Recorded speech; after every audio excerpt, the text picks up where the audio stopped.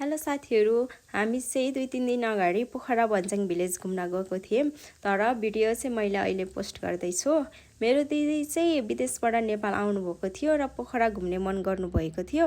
हुन त म पोखरा नै बस्छु। म पोखरै बसे पनि मैले पनि पोखराको धेरै ठाउँहरू घुमेको छैन र दिदी आएको मौका पारी पोखरा घुम्ने सल्लाह भयो।